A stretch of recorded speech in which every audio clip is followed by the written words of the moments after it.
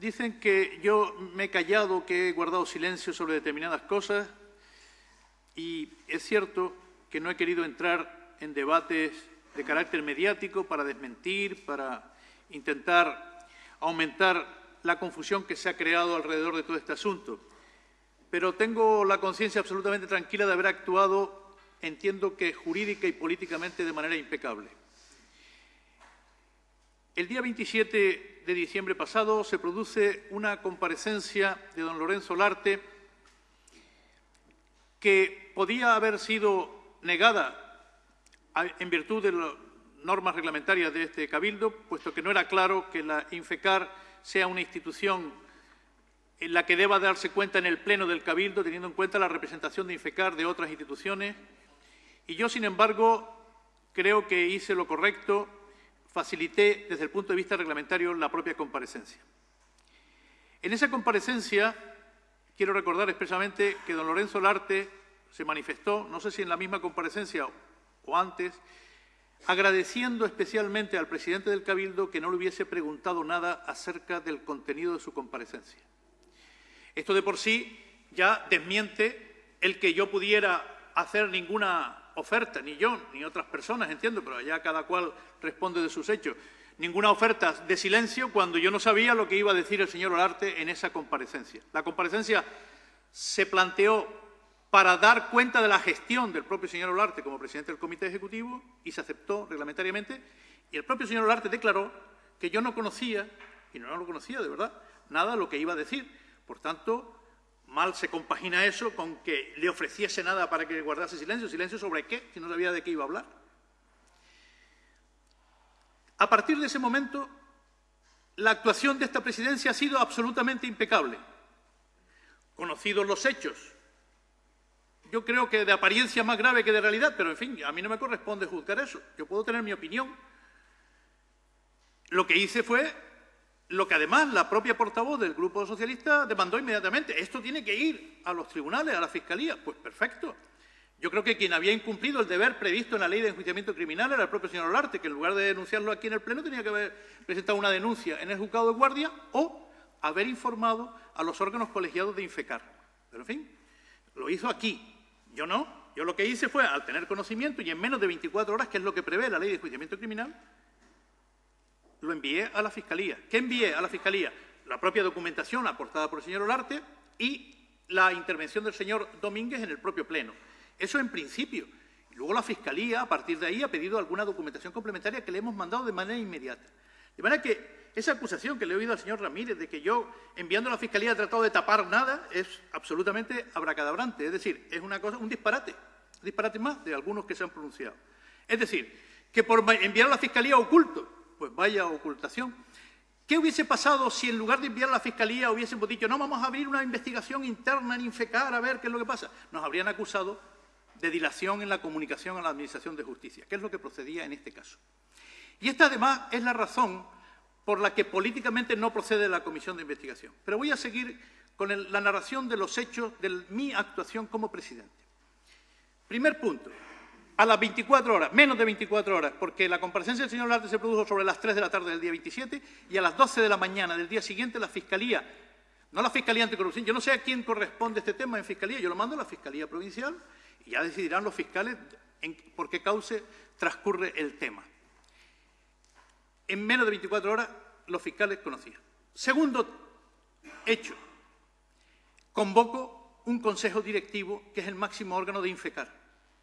Porque efectivamente, como aquí se ha señalado, durante 5 meses don Lorenzo Olarte no convoca en ningún momento el Comité Ejecutivo ni pide a esta presidencia que se convoque el Consejo Directivo para decir nada, absolutamente nada, de nada.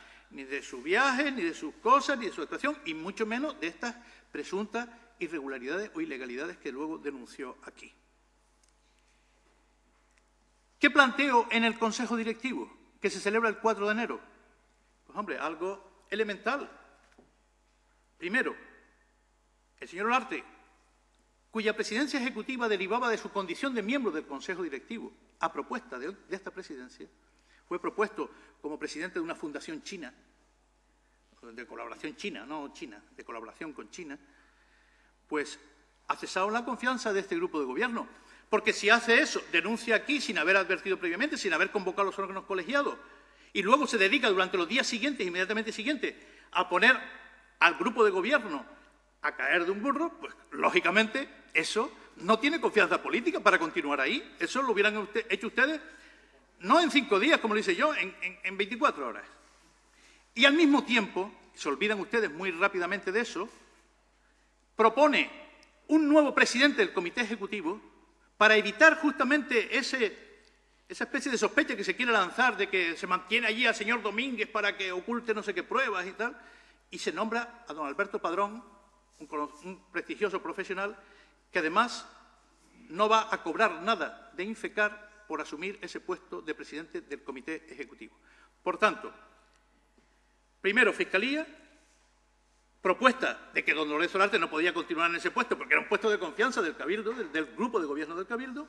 Tercero, sustitución por otra persona para que don Juan Domínguez, a quien estatutariamente le podía corresponder ese tema, no porque yo tenga ninguna sospecha sobre el tema de la actuación de don Juan Domínguez. Se han producido unas irregularidades, presuntamente, se han enviado a Fiscalía y ya veremos en qué deriva esto. Porque, mire, en el trasfondo de todo esto, ustedes se llenan la boca de respeto a las personas y respeto a la presunción de inocencia. Es falso. Ustedes no respetan a las personas ni la presunción de inocencia. Y hacen una alegación, que aparentemente es demagógica, hay que expulsar a los golfos de la política. Totalmente de acuerdo. Pero no solo a los golfos que ustedes señalan, ¿verdad? A los golfos, a todos. Porque, vamos a ver, aquí, ¿de qué se trata? ¿De qué se trata? Hay una denuncia y eso ya es sentencia del Tribunal Supremo, ya este señor es acusado y es víctima y lo tengo que cesar y tengo que perder la confianza, etcétera, etcétera. ¿En qué consiste la presunción de inocencia? Por el mecanismo que ustedes están utilizando, la presunción de inocencia hubiera evitado, por ejemplo, que yo el jueves pasado, que fui hasta entonces presidente de la FECAI, pues le hubiera entregado a don Casimiro Curbelo la presidencia de la FECAI, que está imputado. El presidente del Cabildo de La Gomera está imputado, imputadísimo, diría yo. Y no veo que ustedes estén todo el día pidiendo que cesen sus responsabilidades. Al vicepresidente del Cabildo de Gran Canaria, que ha sido denunciado, sí, pero otras cosas no. O recibía don Juan de Dios Ramos, el alcalde de Teror, también imputado. Como nuevo presidente de la Mancomunidad desde el norte, lo recibí el otro día en el despacho. Entonces, yo lo que digo es, ¿cuál es el límite que ustedes quieren trazar en la política, el que les conviene? Tránsfugas. Don Fernando Bañola se llena la boca de transfugismo. Se olvida muy rápidamente que entre el 2001 y 2003 él gobernó con tránsfugas en el Ayuntamiento de Santa María de Guía, con 3 tránsfugas del PP, además, casualmente. Gobernó con 3 tránsfugas y se pasa la vida aquí dando lecciones de moral. Igual que el tema del grupo de Nueva Canaria, que se pasa en bloque a otra formación, que se presenta en las últimas elecciones. Eso sí que es un transfugismo político. Con bandera en contra de Tenerife, de ATI y de acusaba, por cierto, a don Fernando Bañola de ser el delegado de ATI en esta isla. Y sin embargo cambia después políticamente y se presenta junto a las elecciones generales.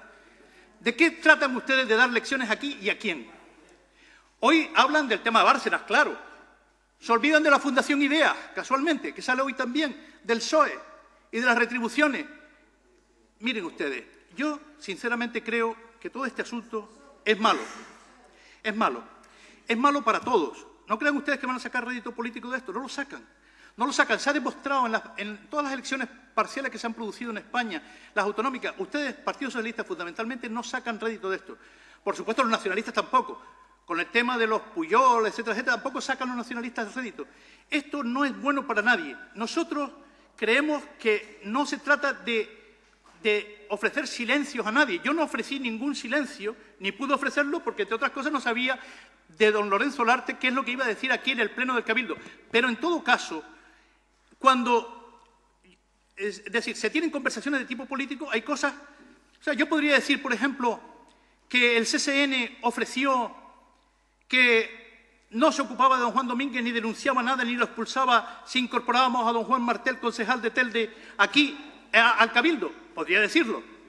¿Bien? Miren ustedes, les vuelvo a decir algo que dijo muy bien don Carlos Sánchez y don Juan Domínguez. Esta no es la comisión de investigación. Aquí no estamos ahora escarbando en todas las cosas. El presidente del CSN, al que ustedes le dan tanto crédito, está imputado por financiación ilegal de su partido en Las Teresitas. ¿Por qué no piden con tanto énfasis la dimisión del senador don Miguel Cerolo, que está imputado por las Teresitas? ¿Por qué el énfasis es en el Cabildo de Gran Canaria con respecto a la vicepresidencia del Cabildo de Gran Canaria? Y a personas imputadas que teóricamente tienen un grado de digamos, mayor de posible hipótesis de comisión de irregularidades. Pero, sinceramente, es que así no acabamos. Aquí hay un recorte reciente de prensa. Una veintena de imputados siguen las instituciones. Están todos los partidos políticos aquí. O creemos o no creemos en la presunción de inocencia, pero para todos. Si todos los imputados en Telde, el anterior alcalde está imputado en cosas, ¿por qué esas personas pueden seguir en su responsabilidad estando imputados? Pues yo defiendo que sigan en su responsabilidad, porque yo sí creo en la presunción de inocencia. Yo sí creo en la presunción de inocencia, pero para todos. Para todos. Para todos. No se respetaban, y lo decían ustedes. Usted le preguntó antes a don Carlos Sánchez, ¿qué hacían ustedes en la oposición? ¿Y qué hacían ustedes en el gobierno? Cuando tenían estas auditorías. Nada. Nada, dejar pasar. Eso sí, dejaron a Infecar endeudada hasta las cejas. Dice, no, se debían 800 y pico mil euros de desfase y lo que hizo el Cabildo fue tapar aquello con dinero del Cabildo. Pues menos mal que lo tapamos, porque se pagaban 100.000 euros al año de intereses a la entidad financiera por el desfase y el despropósito de Infecar. Ustedes aumentaron las pérdidas, las triplicaron. Ustedes aumentaron el déficit con las entidades financieras y no redujeron los gastos de personal. Nosotros lo hemos hecho. Nosotros hemos hecho una buena gestión en Infecar. En todo caso, si se ha cometido alguna irregularidad, ya lo dirán los tribunales de justicia. No antepongan ustedes la responsabilidad política a la responsabilidad jurídica. Porque miren ustedes, las comisiones de investigación, primero, son propias de los parlamentos. Esto no es un parlamento, aunque a veces se lo parezca. Segundo, aquí no está previsto en nuestro reglamento una comisión de investigación. Tercero, según me dicen los servicios jurídicos, aquí no se ha creado nunca una comisión de investigación en este Cabildo. Y ahora lo vienen ustedes a proponer que se cree, porque dicen que el CSN debe unas facturas de 3.000 y pico euros y unos servicios que no se prestaron, porque se dice que se falsificó no sé qué documento y porque se dice que se contrató a un cuñado de don Juan Domínguez. Ustedes proponen eso, pero lo han denunciado jurídicamente. Luego, esperemos a que los tribunales digan si ahí hay delito para deducir de ahí responsabilidades políticas. Ustedes lo que quieren no es eso. Ustedes lo que quieren es el ruido mediático, seguir mareando la perdiz, seguir atacando a don Juan Domínguez y de paso también a don Antonio Hernández Lobo y, por supuesto, yo no me voy a librar de esos ataques, porque dicen que me fundo en tránsfuga. Pues mire usted, si yo para gobernar hubiese sacado de algún partido a estos señores para que me apoyasen para gobernar en este Cabildo, podrían tener ustedes razón. Pero yo lo que hice desde la misma noche electoral fue pactar con Coalición Canaria y CSN el apoyo al grupo de gobierno para tener una mayoría estable de acuerdo con la voluntad del pueblo gran canario. Usted, mire, mucho hablar de tal, pero desconoce o olvida que usted pasó de 12 a 7 consejeros. Si es que el Partido Socialista no está legitimado para demandar que haya un cambio de gobierno en esta institución. Ustedes deberían ser suficientemente modestos para decir, he perdido más del 40% de los escaños, voy a hacer una oposición responsable y razonable. Pero no, desde el primer momento se propusieron esto. Hay 14 del PP y la suma de los otros podrían ser 15. Pues no lo han conseguido ni lo van a conseguir. Y eso es lo que les tiene a ustedes permanentemente enfermos. Y por eso sacan estas cosas y tratan de sacar un gran rendimiento político de esto. Sí, ustedes con su anuncio de moción de censura desde el primer mes que estábamos gobernando aquí. Y lo que hace don Antonio Hernández Lobo y don Juan Domínguez es ser coherentes con el pronunciamiento que hicieron desde el primer momento. Sí, ríanse. El señor que se desmarcó y no quiso continuar en el gobierno fue don Fernando Bañola, allá él y sus consecuencias. Ahora le tienen subsumido en Nueva Canaria, allá usted también y sus consecuencias. Ese es su problema, O sea, yo sinceramente creo que esto está suficientemente debatido. Yo he demostrado ser un presidente absolutamente tolerante, absolutamente democrático, que he tomado las decisiones que estimo que han sido las correctas en el tema de Infecar, dando cuenta a la Fiscalía, convocando los órganos colegiados, sustituyendo a don Lorenzo Larte por otro presidente ejecutivo, que tenga la confianza del grupo de gobierno. Solo faltaba que le pidiera permiso a usted para quién proponemos nosotros a presidir Infecar. Y el resto de cosas es todo humo y todo demagogia, porque ustedes son los que califican quiénes son golfos y quiénes no. Ustedes hacen el deslinde, lo hacen ustedes. Por eso estoy de acuerdo con su pronunciamiento. Los golfos fuera, pero empiece por mirarse dentro de su propia casa.